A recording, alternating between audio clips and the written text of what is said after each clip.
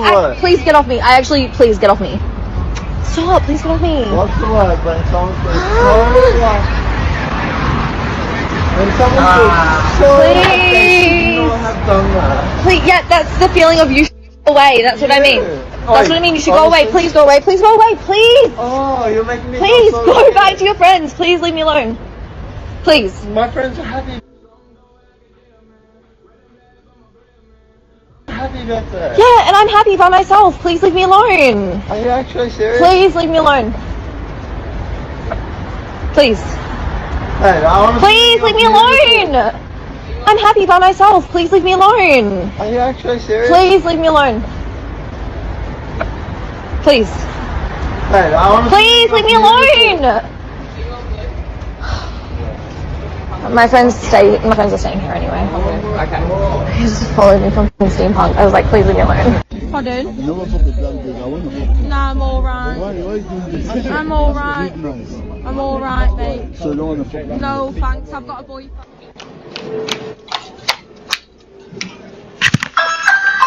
You not Lacey?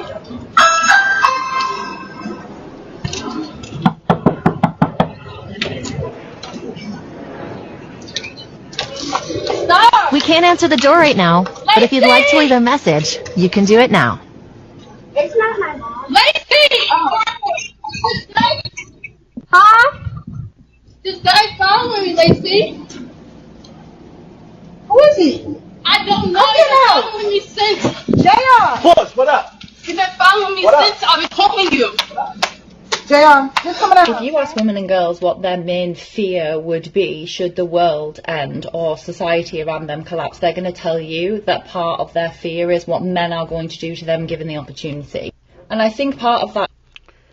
Hey, Shalom, Shalom, call HALAL, YAHAWAH, BAHASHAM, YAHWASHI, BAHASHAM, or QADASH. That's giving all praise to the Most High, in the name of His only begotten Son, in the name of the Holy Spirit. Double honors to our teachers, the elders and apostles of Great Millstone, who taught us His truth and sincerity. Peace and salutations to the hopefully scattered abroad.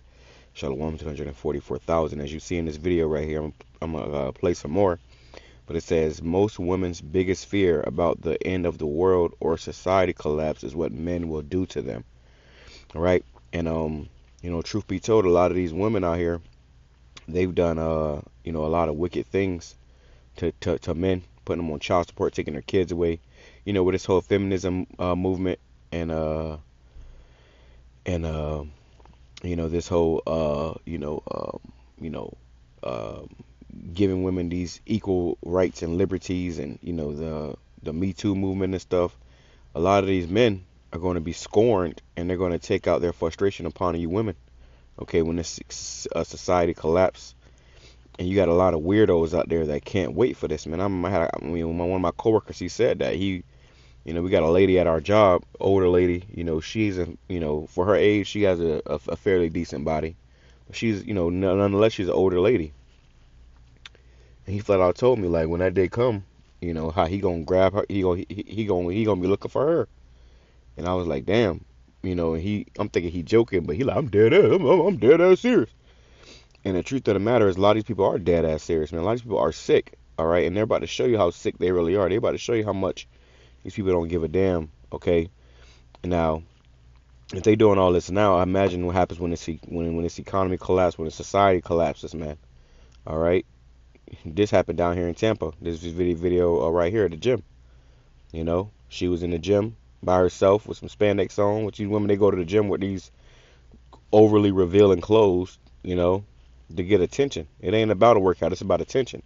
And then you fuck around to find the wrong attention, man. Okay? Now you got to fight a man off of you. And that ain't easy for a woman to do, to fight a man off of her, man. All right? And this is also why you women are going to understand that you're going to need a man in this times we're coming into. All right? Like anything's going to happen to them as a result. I'm going to play this back. Okay, but first let's grab some presets. What up? All right. Now you see this guy right here too. How he came out there. It was, hey, baby, boss. You know what up? What she was doing, you know, an honorable thing. Because, you know, whoever that girl or that, you know, whoever she was, you know, just a man's presence is gonna make a huge difference. But a lot of times, there are a lot of you men out there that's gonna try to play Captain Saberho, you're gonna get blown away. He could have got blown. That guy could have pulled out a gun and shot him right there on his front porch and walked down the street. All right. So, but let's get right to the thing. To the point. It says, I want to go to Luke chapter 23, verse 27. It says, a large crowd. This is an NLT. A large crowd tailed behind, including many grief-stricken women. Okay, and this is Yahawashi. Let's go into this word grief. Okay,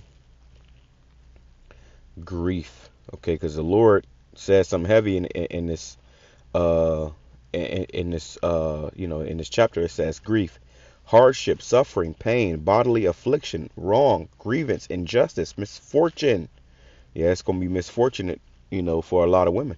Just being a woman is gonna be a misfortune in times you're coming into, or these women have children with no fathers around. Okay, it's gonna be a huge misfortune for a lot of women out here. And this is just the truth. We got to tell you the truth, man. And then this is what it is. Afflict, burden, oppress. It says make heavy, cause grief, weighty. Okay. Mental pain, sorrow. Okay. And they say that once a woman is violated, she has mental, she's mentally messed up, man. She's never the same. She's been violated. Okay. It says, good grief is as an explanation of surprise, dismay. Okay, now bringing it back. It says, so there was many grief-stricken women. It says, but Yahawashi turned and said unto them, daughters of Jerusalem, don't weep for me, but weep for yourselves and for your children. Right, weep for yourselves and for your children. Okay, for the days are coming when they will say, fortunate indeed are the women who are childless. You see, remember how we just read how it said misfortune? Okay. Well, he said, fortunate indeed are the women who are childless. Why? Because, you had it in 70 AD. Our women were, eating their own children. Okay. It says, the womb that have not borne a child and the breast that have not nursed. People will beg the mountains fall on us and plead with the hills bury us, because it got so bad, man. And it's about to get worse again. Okay, we about to come into another horrific time in history where it's going to be very, very bad. Okay, in 70 AD when these devils came in and pretty much sieged us. Okay, and was really destroying us. You had women and children that suffered the most. Okay, we got different accounts of that in the scriptures. It says, for if these and this is the point, for if these things are done when the tree is green, what will happen when the tree is dry? Okay, right. So if these things are happening when it's all good out, the society's still running, you got men doing weird stuff. How much more when this place shuts down? Okay, and that's what we're about to find out. Okay, this is why you women that say there's you got this guy Dextros. He got that ad lib. I don't need a man. Which was a woman that actually said that. Well, the time we coming into, you're gonna find out the importance of a man, of having a man, of being with a man, the importance of a man. All right. Right now it's far fetched because you women out here, you can call now. You can press 3 buttons on your cell phone, and somebody's coming. A big strong man is coming to save you. But what happens when this society collapses and there is no big strong man to come and save you? That when there is no when you can press the buttons all day long on your phone, but it ain't nothing happening.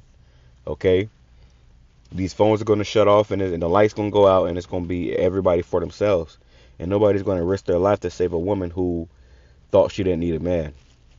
Okay, let's go over here. It says let's go right here. It says Isaiah chapter 32 verse 9. It says, rise up, you women that are at ease, and hear my voice, ye careless daughters, give ear to my speech. And a lot of you women, you are at ease, man. You got women that's talking crazy to men, okay, bucking up, running their mouth, talk, really acting like they're the man, like they're an authority, okay, because of what America affords them the liberty to be like that. But what happens when the society collapses? You've been, puffed up with this false ideology that you Wonder Woman, and you're gonna get punched in your shit and ravished. Many days and years, which really that's just a day above a year. It's gonna be a short period of time. It ain't gonna take long. Shall ye be troubled, ye careless women? For the venture shall fail, the gathering shall not come.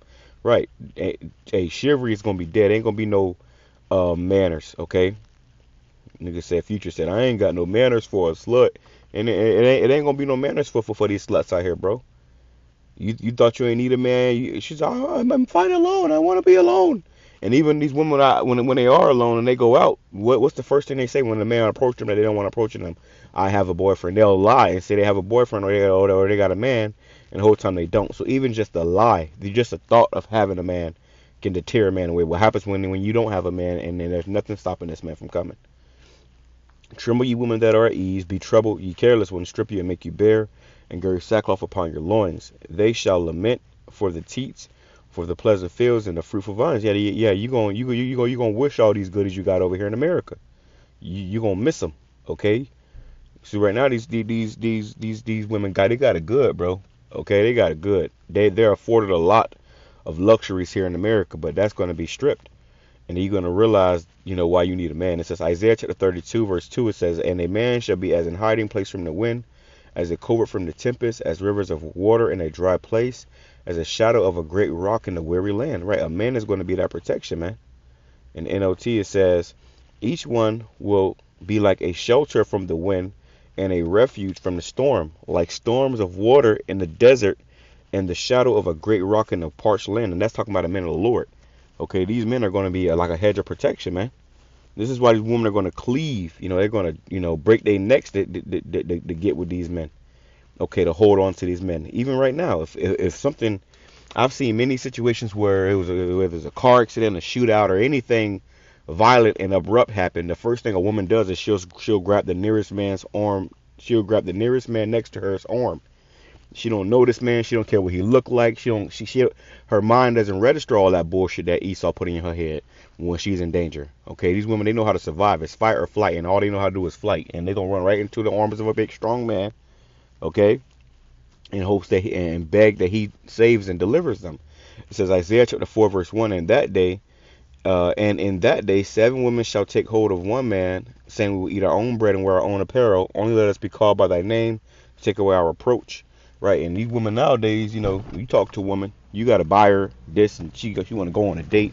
She won't even talk to you, or she won't even take you seriously unless unless you've done something for her. Well, the time we coming into, because that's really off. You women supposed to be serving the man. The Lord created the woman for the man, so really you supposed to come with gifts. You supposed to be ready to serve and cater to a man. Remember that Beyonce song about cater to you? You women supposed to know how to cater to a man, but they don't, and because they don't. What happens? They don't have a man. None of them have men, and because you don't have a man, you're gonna be or everybody's gonna end up being your man. All right. But it says in NLT, in that day, so few men will be left that 7 women will fight for each man. Yeah, nowadays I ain't sharing no man. It's gonna get so bad out here. They're gonna be fighting for a man. It says, saying, let us all marry you, we will provide our own food and clothing. Only let us take your name, so we won't be mocked as old maids. Right? Because if a woman doesn't have a man, all right, then she doesn't have protection.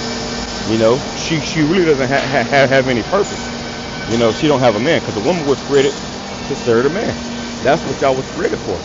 And a lot of women, they don't understand that purpose nowadays. They think that the man was created to serve them or whatever. That's not how it works, man.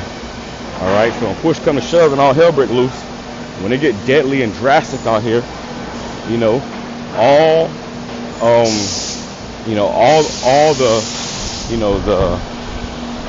the whole facade of feminism and liberty and whatever else, man, that shit gonna fade away. It's gonna melt at the first sign of death and destruction, man. All right, let me play this back though, and we'll close out. In fear would be should the world. You not Lacey?